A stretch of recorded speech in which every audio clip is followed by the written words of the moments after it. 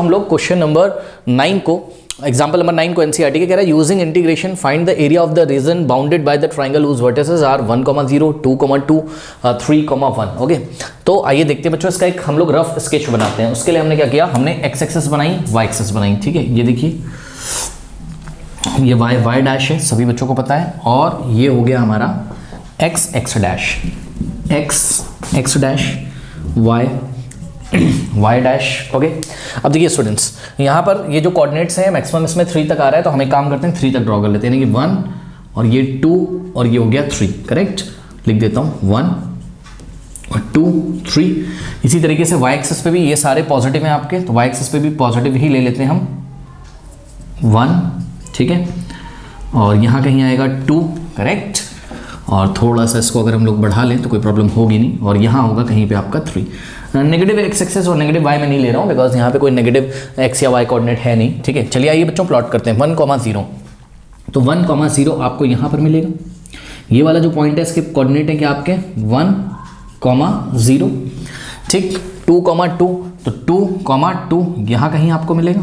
ठीक है, let us से दिस पॉइंट इज, इस पॉइंट का नाम 1,0 का हमने रखा पॉइंट ए, इसका नाम रखा हमने पॉइंट बी, और पॉइंट बी के जो कोऑर्डिनेट्स हैं वो आपको दिख गए 2,2। करेक्ट, इसी तरीके से 3,1, तो एक्स एक्सेस पे 3 स्टेप चलेंगे, वाई एक्सेस पे 1 स्टेप, तो यहाँ कहीं हम लोग लगभग पहुँच जाएंगे। तो ये हो गया आपका पॉइंट सी, और इसके जो कोऑर्डिनेट्स हैं वो हैं आपके 3,1।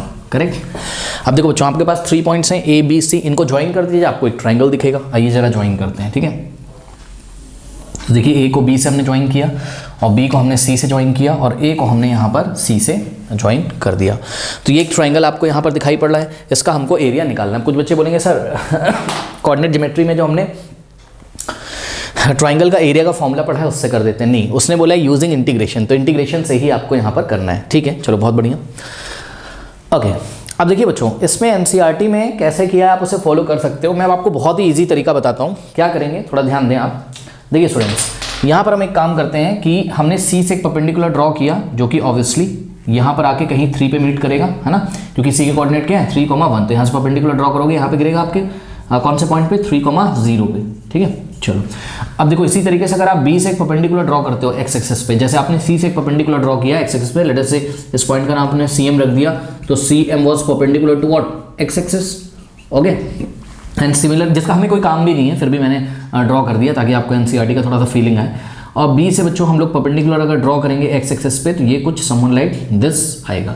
ठीक है, और इस पॉइंट का नाम हम लोग अगर एन रख दें, तो आप लोग क्लियरली, ये एन है, आप लोग क्लियरली देख सकते हैं B N is also perpendicular to what, x axis. ठीक है, B N is perpendicular to x axis, B N भी एक्स एक्सिस पे क्या हो गया, परपेंडिकुलर हो गया। ठीक है ना, अब आपको एरिया कौन सा निकालना है, एरिया आपको निकालना है ट्राइंगल एबीसी का। ठीक, तो यहाँ पर सॉल्यूशन में सभी बच्चे देखें, हमने बोला आपसे कि भाई एरिया ऑफ ट्राइंगल एबीसी। अब ध्यान दें स्टूडेंट्स, यहाँ पर देखिए जब हमने पॉइंट बी से एक्स एक्सिस पे परपेंडिकुलर ड्रॉ किया, तो एसी वाला जो लाइन सेगमेंट है, एसी जो लाइन सेगमेंट है, या फिर ट्राइंगल एबीसी का एसी साइड जो है, उसको इस बी एन ने लेडस से कौन से पॉइंट पे इंटरसेक्ट किया, लेडस से पॉइंट कुछ भी रख दो बच्चों, पॉइंट अरे क्या कहते हैं, चलो आर रख दो। ठीक है, पॉइंट आर पे इंटरसेक्ट किया। ठीक है, तो अब यहाँ पर अगर आप ट्राइंगल ए बी सी का एरिया निकालेंगे, तो आपको 2 ट्राइंगल दिख रहे हैं, ध्यान से चेक करिएगा स्टूडेंट्स।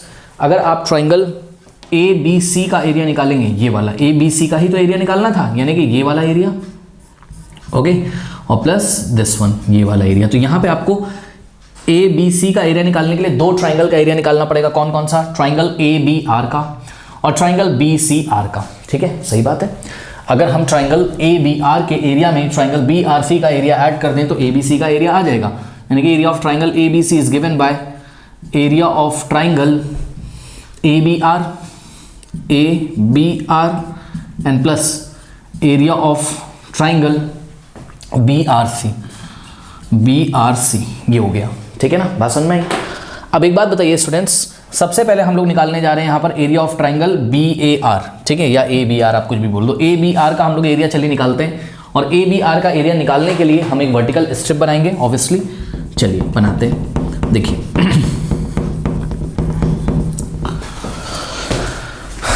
चलो, तो ये एक वर्टिकल हमने स्ट्रिप बनाई बच्चों, और इस वर्टिकल स्ट्रिप का नाम लेट अस से हमने रखा पी क्यू। ठीक है।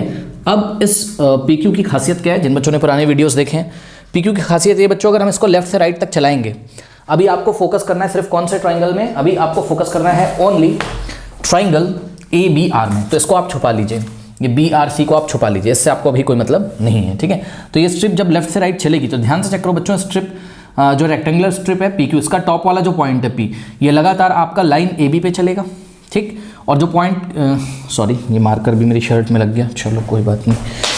देखो जरा, ये जो पॉइंट Q है ये लगातार लाइन ये नीचे वाली लाइन पे चलेगा, और ये नीचे वाली लाइन किसका पार्ट है, चेक करो, ये AC का पार्ट है। चेक करो भाई, AR भी तो AC का ही पार्ट है, यानी कि जो नीचे आपकी लाइन चल रही है बच्चों, सॉरी नीचे वाला पॉइंट जो ट्रेवल कर रहा है वो लगातार कौन से कर्व पे चल रहा है, AC कर्व पे, और ऊपर वाला जो पॉइंट है स्ट्रिप का, PQ स्ट्रिप का ऊपर वाला जो पॉइंट है, टॉप वाला पॉइंट, वो लगातार आपका AB पे चल रहा है, करेक्ट। यानी कि ट्राइंगल ABR का एरिया निकालने के लिए ना तो जब स्ट्रिप हम लेफ्ट से राइट मूव कराएंगे यानी कि A से B की तरफ, तो ना तो पॉइंट P के लिए डेफिनेशन चेंज होगी कर्व की, वो लगातार लाइन AB पे चलेगा, और ना तो पॉइंट Q के लिए कर्व की डेफिनेशन चेंज होगी, वो लगातार A से C की तरफ चलेगा। बात समझ में आई कि नहीं आई, ठीक है ना। तो यहाँ पर आप बहुत ही समझदारी से अगर देखें तो आपको कहीं ना कहीं पता चल पा रहा होगा कि भाई एरिया निकालने के लिए हमें AB लाइन की इक्वेशन पता होनी चाहिए भाई, क्योंकि ये जो स्ट्रिप के टॉप और बॉटम पॉइंट होते हैं, जिस भी कर्व को टच करते हुए चलते हैं या जिस भी लाइन को टच करते हुए चलते हैं, उस लाइन का या उस कर्व का हमें इक्वेशन तो पता होना चाहिए ना।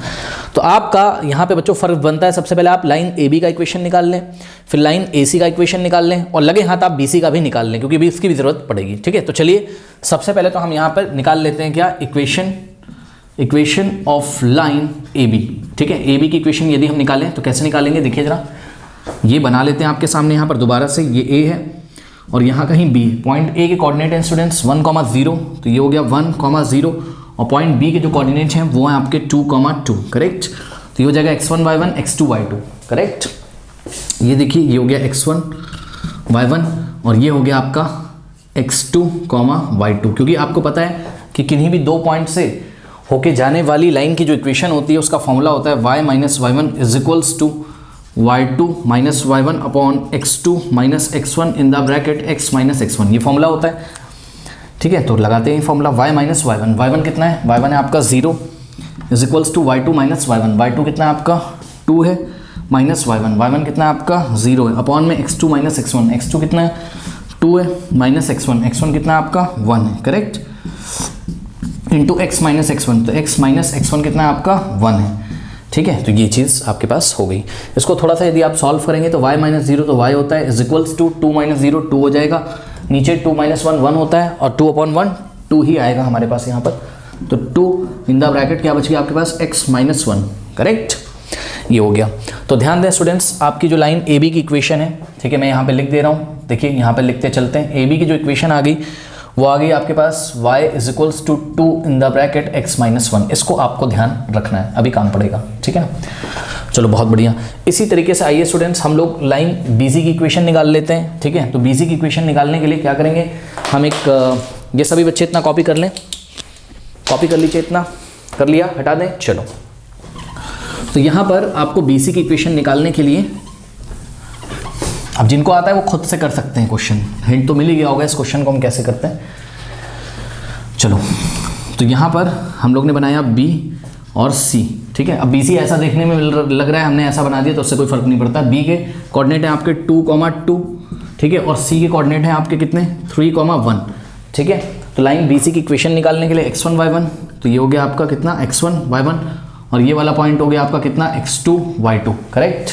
चलिए फटाफट, तो यहाँ से y माइनस y1 कितना है आपका 2 is equals to y2 minus y1, तो y2 आपका कितना है 1 है, और माइनस y1 कितना है आपका 2 है, अपॉन में x2 माइनस x2 कितना है 3 है, माइनस x1 कितना है आपके पास 2 है, ठीक है। तो इन the bracket x minus x1 कितना आपके पास 2 है, तो ये आ जाएगा आपके पास y minus 2 is equals to, देखिए 1 माइनस 2 माइनस 1 होता है, 1 माइनस 2 भाई, प्लस माइनस माइनस साइन लगेगा बड़े नंबर का, माइनस 1 अपॉन 3 माइनस 2 1, और in the bracket x minus 2, correct. तो यहाँ से आ जाएगा y minus 2 is equal minus 1 upon 1 minus 1 in the bracket x minus 2, okay. तो यहाँ से आ जाएगा y minus 2 is equals to, अब ध्यान दें माइनस से अंदर मल्टीप्लाई करोगे, minus 1 into x minus x, और -1 इंटू -2 + 2 हो जाएगा, -1 प्लस हो जाएगा, -2 उधर जाएगा तो ऐड हो जाएगा, तो हो जाएगा -x और +2 तो है ही, और -2 उधर जाके ऐड, तो 2 + 2 4 हो जाएगा, यानी कि y is equals to -x + 4।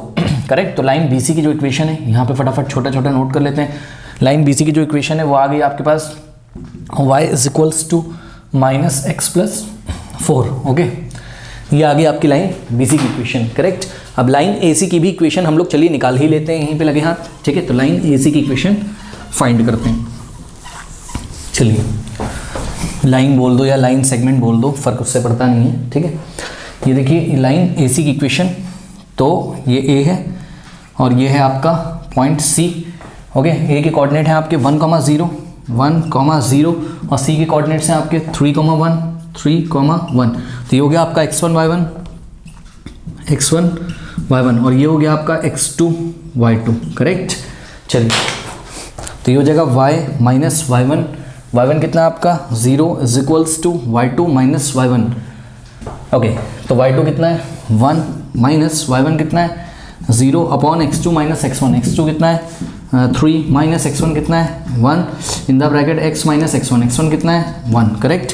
तो y - 0 y is equals to 1 - 0 1 upon 3 - 1 2 और इन द ब्रैकेट x - 1। तो y is equals to 1 upon 2 in the bracket x - 1। यहाँ लिख देता हूँ।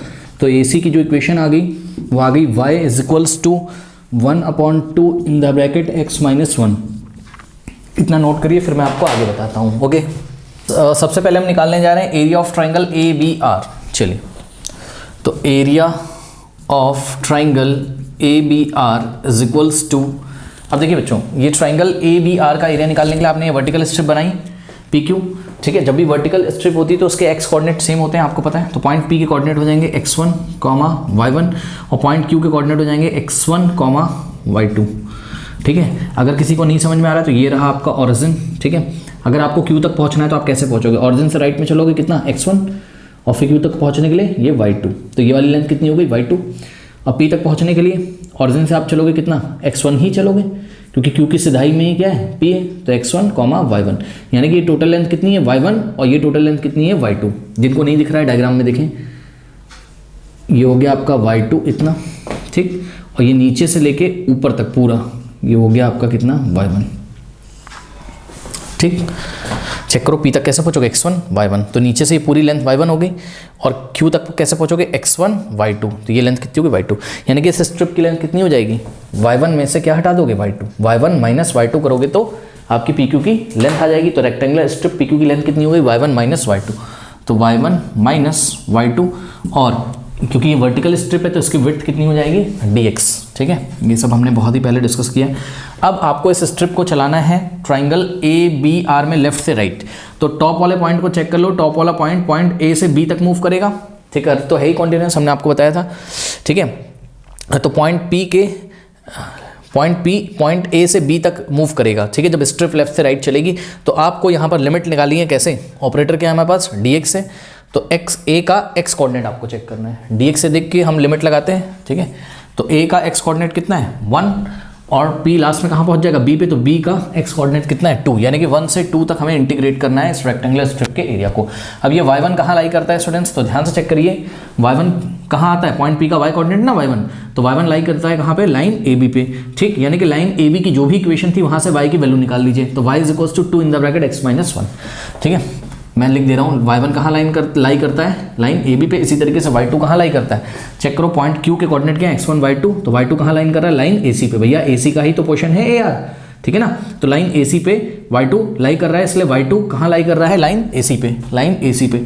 ठीक, तो this implies integration from 1 to 2 और y1 लाइन AB पे लाई कर रहा है, इसलिए y की वैल्यू हम लाइन इसलिए y1 की वैल्यू हम लाइन AB की इक्वेशन से निकालेंगे। तो y is equals to 2 in the bracket x minus 1 हम यहाँ रख देंगे, 2 in the bracket x minus 1 यहाँ हमने रख दिया। ठीक है, माइनस अब y2 कहाँ से आएगा, लाइन AC की इक्वेशन से। तो AC की इक्वेशन क्या है, y is equals to 1/2 x minus 1, तो यहाँ y2 की जगह हम क्या रखेंगे 1/2 इन द ब्रैकेट x माइनस 1। ठीक है, ये ऐसे हमारे पास हो गया। अब करना कुछ नहीं है, इसको इंटीग्रेट करना है और आंसर निकालना है। चलिए सॉल्व करते हैं थोड़ा सा। तो 1 to 2, अब देखिए 2 into x, 2x minus plus minus minus 2। Okay, अब ध्यान दें, -1/2 इंटू एक्स माइनस x/2 हो जाएगा ये, y1 into x x bye 2, तो माइनस माइनस प्लस और 1/2 इंटू 1 1/2 हो गया। ठीक, चलिए थोड़ा सा इसको सॉल्व कर लेते हैं। तो 1 to 2, अब ध्यान दें स्टूडेंट्स, देखिए 2x minus x by 2, check करो ये वाला और ये वाला अगर साथ साथ आप लाओ और उसको सॉल्व कर लो, 2x माइनस एक्स बाई 2, तो 2 to the 4x minus x 3x by 2, तो ये हो गया आपका 3x बाई 2। ओके, इसके साथ ही आप यहाँ पे देखो -2 और प्लस 1/2 कितना हो जाएगा, -2 और प्लस 1/2 कितना हो जाएगा स्टूडेंट्स, 2 to the 4, तो -4 प्लस 1 कितना होता है -3 बाई 2, तो ये हो गया -3 बाई 2 dx। करेक्ट, इतना हो गया। अब करना कुछ नहीं है, इसको इंटीग्रेट कर लेना है। ठीक है, तो यहाँ पर आपके पास दो पार्ट्स हैं, इसको इंटीग्रेट करेंगे। देखो फर्स्ट वाला पार्ट इंटीग्रेट करेंगे 3/2 तो ऐसे ही रहेगा। ठीक, इंटू एक्स का इंटीग्रेशन क्या होता है x² 2, तो ये हो गया x² 2 और माइनस, अब ध्यान दें 3/2 तो कांस्टेंट है। ठीक, तो 3/2 तो बाहर आ जाएगा इंटीग्रल के अंदर, dx बचेगा, dx का इंटीग्रेशन कितना होता है x, यानी कि 3/2 x हो गया इसका इंटीग्रेशन। ठीक है, और यहाँ 1 to 2 हमारी लिमिट लग गई। ठीक, चलिए थोड़ा सा इसको सॉल्व करते हैं, upper limit minus lower limit, तो क्या हो जाएगा इस फंक्शन में जहाँ जहाँ x आ रहा है वहाँ हम कितना पुट करेंगे 2, तो 3/2 इंटू, अब ध्यान दें x के यहाँ कितना रखना है 2, 2 का स्क्वायर कितना हो जाएगा 4, 4/2, यहाँ गया 3/2 इंटू 4/2 माइनस यहाँ पे x के यहाँ 2 रखेंगे तो 3/2 इंटू 2, 3/2 इंटू 2, डॉट का मतलब 2 है, तो ये हो गया अपर लिमिट का काम। ठीक है, माइनस जब लोअर लिमिट करोगे तो थोड़ा ब्रैकेट में रखना। ठीक है, लोअर लिमिट ये हो गया अपर लिमिट का काम, minus lower limit. Lower limit इस फंक्शन में जहाँ जहाँ x आ रहा है 1 रखिए, तो 3/2 इंटू 1 का स्क्वायर कितना होता है 1, 1/2, 3/2 इंटू 1/2, तो 3/2 इंटू 1/2 माइनस इस फंक्शन में जहाँ जहाँ x आ रहा है 1 रखेंगे, तो 3/2 इंटू 1 3/2। चलिए, और यहाँ पे हो गया ब्रैकेट क्लोज आपका, तो ये हो जाएगा। देखिए अब ध्यान दें स्टूडेंट्स, नीचे 2 to the 4 हो जाएगा ना, तो ये 4 इसको कैंसिल कर देगा, तो यहाँ आपके पास 3 बचेगा और माइनस, अब देखो यहाँ पे 3/2 इंटू 2, तो ये 2 से 2 गया तो -3 बचा आपके पास। करेक्ट, ये वाला माइनस ऐसे ही कॉपी करेंगे, ब्रैकेट में देखते हैं क्या होता है। तो यहाँ ब्रैकेट में बच्चों ध्यान से चेक करिए, 3 1 3/2 to the 4, तो ये आ गया 3/4 और माइनस 3/2। करेक्ट, इसको हम लोग आराम से सॉल्व कर सकते हैं। ठीक है, आइए ज़रा सॉल्व करते हैं इसको। तो यहाँ पे अब ध्यान दें स्टूडेंट्स, 3 और ये -3, तो ये तो कैंसिल हो जाएगा और यहाँ पे बचेगा माइनस का, देखिए अंदर एलसीएम लोगे 4 और 2 का, तो 4 आ जाएगा। ठीक है, यहाँ तो कुछ होगा नहीं, यहाँ 3 होगा, 4 को 2 से डिवाइड करोगे 2 आएगा, 2 3 जा कितना होता है 6, तो -6 हो गया यहाँ पर। ठीक है, ये कुछ ऐसा आपके पास हो गया। इस माइनस का भी ध्यान रखिएगा जो बाहर है। अब 3 - 6 क्या होता है -3, 3 - 6 -3, तो -3/4 और बाहर का एक माइनस आएगा तो माइनस माइनस प्लस, तो एकदम प्लस 3/4 स्क्वायर यूनिट्स। ठीक है, तो ये आ गया एरिया आपका किसका, ट्राइंगल ABR का। ठीक है, इतना नोट करिए, फिर मैं आपको आगे बताता हूँ, कर लीजिए। तो students area of triangle ABR कितना आया था 3/4 स्क्वायर यूनिट से, मैंने यहाँ पे लिख लिया और ये प्लस लगा दिया। अब एरिया ऑफ ट्राइंगल BRC निकाल के यहाँ पे फिल कर देंगे, ऐड कर देंगे दोनों को। ठीक है, तो चलिए एरिया ऑफ ट्राइंगल BRC हम लोग निकालते हैं। तो चेक करो जरा स्टूडेंट्स, ये BRC का एरिया अब हम लोग निकालने जा रहे हैं। अच्छा, यहाँ पे एक सवाल है, सवाल ये बच्चे बोलते हैं सर आपने ये जो स्ट्रिप बनाई है PQ, आप सीधे इंटीग्रेट कर देते कहाँ से कहाँ, 1 से लेके 3 तक, तो पूरे ट्राइंगल का एरिया आ जाता है। लेकिन ध्यान दें स्टूडेंट्स, अगर हम स्ट्रिप को के एरिया को एक ही बार में इंटीग्रेट करते हैं, तो ये जब लेफ्ट से राइट चलती है, तो ध्यान से चेक करो, पॉइंट Q जो है इस PQ स्ट्रिप का बॉटम वाला जो पॉइंट है, उसके लिए तो फंक्शन की डेफिनेशन सेम रहती है, यानी कि वो तो जो पॉइंट Q है वो तो लगातार AC पे चलता, लेकिन देखो पॉइंट P चलते चलते चलते चलते जैसे ही B पे पहुंच जाता, ठीक है, B तक तो ये किसकी डेफिनेशन फॉलो करता, लाइन AB की, लेकिन जैसे ही स्ट्रिप B को पार करती तो यहाँ पे आती अगर, तो सोचो जब यहाँ पे आती तो आपका पॉइंट P यहाँ कहीं आ जाता, ये पॉइंट P होता, पॉइंट P किसको फॉलो कर रहा है, AC को, तो पॉइंट P के लिए डेफिनेशन हमारे कर्व की क्या हो गई, डिसकंटिन्यूअस हो गई, ब्रेक हो गई, इसलिए हमने एक साथ इंटीग्रेट नहीं किया, इसलिए हम 2 पार्ट में निकाल रहे हैं। BRC का अब हम अलग से निकालेंगे एरिया, ठीक है ना। तो ध्यान से चेक करें बच्चों, BRC का एरिया निकालने के लिए लेट्स से कि इस स्ट्रिप का नाम है, कुछ भी रख दो यार, नाम में क्या जाता है, क्या रखें नाम बताओ, R तो हम यहाँ पहले ही ले चुके हैं, ठीक है, तो इसका हमने रख दिया नाम, स्ट्रिप का नाम रख दिया T और TL रख दो यार, चलो बॉटम वाले पॉइंट का नाम L रख दो, ठीक है, कोई दिक्कत नहीं। ये R था आपका, ये वाला पॉइंट क्या था, R था, ठीक है। चलो तो ये वर्टिकल स्ट्रिप आ गई, ठीक है। अब इस वर्टिकल स्ट्रिप का एरिया कितना हो जाएगा, फिर से वही है, देखो वर्टिकल स्ट्रिप है इसलिए y1 - y2 ही होगा ऑब्वियसली, ठीक है। लेंथ इसका y1 - y2 होगा और विड्थ इसकी dx होगी। अब खास बात ये है कि अगर आप यहाँ पे ध्यान से चेक करें तो पॉइंट T के जो कोऑर्डिनेट होंगे वो जाएंगे x1 कॉमा y1 और पॉइंट L के जो कोऑर्डिनेट होंगे वो x1 कॉमा y2, क्योंकि आप सभी लोगों को पता है क्या कि वर्टिकल स्ट्रिप के लिए x कोऑर्डिनेट चेंज नहीं होता है, ठीक है ना। चलो बहुत बढ़िया। अब देखने वाली बात ये है कि देखिए ये y1 कहाँ आ रहा है, ये y1 कहाँ आ रहा है, पॉइंट T का y कोऑर्डिनेट कितना है y1, और T कहाँ लाई कर रहा है, लाइन BC पे, यानी कि ये वाला जो y1 है ये कहाँ लाई कर रहा है, लाइन BC पे, ठीक। और y2 कहाँ लाई कर रहा है, तो y2 चेक करो, पॉइंट L के कोऑर्डिनेट x1 y2 और y2 लाई कर रहा है किस पे, लाइन AC के ही पार्ट पे भैया, RC पे, R से C, RC वाले लाइन सेगमेंट पे लाई कर रहा है कौन, पॉइंट L। भैया ये जो RC है ये AC का ही तो पार्ट है, ठीक है। ध्यान सुनो, जो AR की इक्वेशन होगी वही RC की होगी, वही AC की इक्वेशन होगी, यानी कि पॉइंट L लाई कर रहा है कहाँ, लाइन AC पे, ठीक। और इस स्ट्रिप के एरिया को इंटीग्रेट कहाँ से कहाँ करना है, तो लेफ्ट से राइट जब चलोगे तो ये जो टॉप वाला पॉइंट है स्ट्रिप TL स्ट्रिप का जो टॉप वाला पॉइंट T है वो रन करेगा B से लेके C तक। अब B का x कोऑर्डिनेट कितना है 2 और C का x कोऑर्डिनेट कितना है 3, इसलिए हम लोग की लिमिट होगी 2 से 3 तक, lower limit 2 upper limit 3, correct. चलिए तो ये हो जाएगा आपके पास इंटीग्रेशन 2 to 3, और ध्यान दें y1 बच्चों BC पे लाई कर रहा है, इसलिए BC की इक्वेशन निकालेंगे हम लोग। तो BC की इक्वेशन से मतलब y की वैल्यू निकालेंगे x के टर्म्स में, तो y की जगह -x+4 रखना है, तो यहाँ y1 की जगह क्या रखेंगे -x+4, करेक्ट, और y2 कहाँ लाई कर रहा है AC पे, तो AC की इक्वेशन क्या है 1/2x-1, ठीक है। तो यहाँ AC की जगह हमने 1/2x-1 रखना है, और यहाँ है dx, करेक्ट। तो ये आ गया 2 से 3, थोड़ा सा सॉल्व करना पड़ेगा, ये जगह -x+4 और -1/2 इंटू x, तो -x/2 और माइनस प्लस, तो -1/2 इंटू 1 कितना हो जाएगा 1/2, ये ऐसा हमारे पास यहाँ पर हो गया, करेक्ट। चलो बहुत बढ़िया। अब स्टूडेंट्स थोड़ा सा ध्यान दें, चलो यहाँ सॉल्व करता हूँ, ठीक है। तो ये हो जाएगा 2 to 3, अब ध्यान दें स्टूडेंट्स, देखिए -x और -x/2 कितना हो जाएगा, चेक करो, -x तो ये 2 इधर आएगा, -2x -x कितना हो जाएगा -3x/2, तो ये हो गया -3x/2, करेक्ट।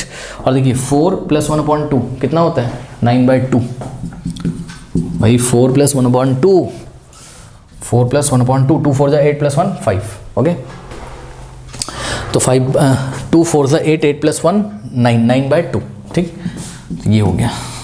चलो सॉल्व करते हैं। अब ध्यान दें स्टूडेंट्स, यहाँ पर देखिए जब आप इसको इंटीग्रेट करोगे तो कितना जाएगा, देखो -3/2 तो ऐसे ही रहेगा, और x का इंटीग्रेशन क्या होता है x²/2, और प्लस 9/2 तो ऐसे ही रहेगा, और dx का इंटीग्रेशन x हो जाएगा। इतना तो कर लोगे, इंटीग्रेशन तो करना आता होगा, ठीक है। अब इस पर लिमिट लगानी 2 से 3, ठीक। तो करना कुछ नहीं, upper limit minus lower limit. तो चलिए इस फंक्शन में जहाँ जहाँ x आ रहा है पहले 3 रखिए, यानी कि देखो -3/2 तो ऐसे ही है, इंटू x की जगह 3 का स्क्वायर 9, तो 9/2 और प्लस 9/2 इंटू x की जगह क्या रखना है हमको 3 रखना है, तो ये हो गया अपर लिमिट का काम। माइनस जब आप लोअर लिमिट वाला काम करें तो आप ब्रैकेट में ज़रूर रखें माइनस लोअर लिमिट। तो इस फंक्शन में जहाँ जहाँ x आ रहा है वहाँ 2 रखेंगे, तो देखो -3/2 तो ऐसे ही रहेगा, ध्यान से 3/2 मत कॉपी कर देना, माइनस भी है, -3/2 तो ऐसे रहेगा, इंटू x की जगह रखना है 2 का स्क्वायर क्या होता है 4, तो 4/2 और प्लस 9/2 इंटू x की जगह रखेंगे 2 रखेंगे, ठीक है। नाउ इसको थोड़ा सा अगर हम लोग सॉल्व करने की कोशिश करें तो -3 इंटू 9 तो -27 हो जाएगा, अपॉन 2 सा कितना हो जाएगा 4, और प्लस 9 3 जो होता है आपका 27, अपॉन में कितना हो गया 2 हो गया, करेक्ट। चलो माइनस, ये माइनस लगा दिया ब्रैकेट में, देखिए 3 4 का क्या होता है 12, अच्छा ये 2 to 4, 4 से 4 कैंसिल, तो -3 और प्लस 2 से 2 कैंसिल, तो ये आ गया आपके पास +9, ठीक। ये 4 से 4 कैंसिल, 2 से 2 कैंसिल। अब देखो मेरे से गलती हो गई थी अभी यहाँ पर, मैं ये वाला माइनस भूल गया था भैया, भूलना नहीं, ठीक है। 3 9 × 27, लेकिन माइनस भी तो है, तो -27/2 2 = 4 और प्लस 9 3 × 27, अपॉन में क्या आ जाएगा 2, करेक्ट, माइनस। अब ध्यान दें, देखो अंदर बचा क्या क्या, ध्यान चेक करो, 2 से 2 यहाँ कट गया, यहाँ +9 बचा, यहाँ 2 = 4 हो गया था नीचे, 4 से 4 कैंसिल, यहाँ -3 बचा, तो 9 - 3 +6 होता है भैया, 9 - 3 +6 यानी कि 6, और बाहर माइनस है तो -6 हो जाएगा, ये -6, यहाँ से -6 हो गया आपके पास, ठीक है। अब ध्यान दो, एक काम करते हैं, इन दोनों को सॉल्व करते हैं। तो कैसे करें सर, देखो इसके डिनोमिनेटर में 4 है, तो इसके डिनोमिनेटर में भी 4 बना लो, कैसे 2 से न्यूमरेटर में मल्टीप्लाई करो, 2 से डिनोमिनेटर में, ठीक है। देखते हैं क्या होता है, तो ये हो जाएगा -27/4, ओके, और प्लस 2 × 27 कितना होता है 54, अपॉन 2 2 = 4, ठीक, और माइनस का 6 ऐसे ही रहने दो। अब इन दोनों को ध्यान से चेक करो, यहाँ पे दोनों के डिनोमिनेटर सेम है तो हम 4 ही लिख देंगे, और 54 - 27 हो जाएगा यहाँ पे, ठीक है, और माइनस का 6, ठीक है, चेक करो ना, -27 + 54 + 27 ही तो होगा, 27/4, करेक्ट। अब करना कुछ नहीं है, तो यहाँ पे आ गया आपके पास एक तरीके से 27/4 -6 के नीचे 1 लेंगे तो 1 और 4 का एलसीएम कितना आ जाएगा 4, तो यहाँ पर हो जाएगा 27 और -4 6 = 24, तो 27 - 24 कितना होता है 3, तो ये हो गया आपके पास 3/4 स्क्वायर यूनिट्स। ये तो इत्तेफाक से इधर वाले ट्राइंगल और इधर वाले ट्राइंगल का एरिया सेम हो गया, क्या कर सकते हैं, हो गया तो हो गया। तो एरिया ऑफ ट्राइंगल BRC भी कितना आ गया 3/4 स्क्वायर यूनिट्स, तो दोनों को ऐड कर दो, यानी कि 3/4 + 3/4, तो टोटल एरिया आ जाएगा 3/4 + 3/4, एलसीएम कितना आ जाएगा 4, 3 + 3 6, 2 3 और 2 2, तो ये आ गया आपके पास 3/2 स्क्वायर यूनिट्स। Okay student.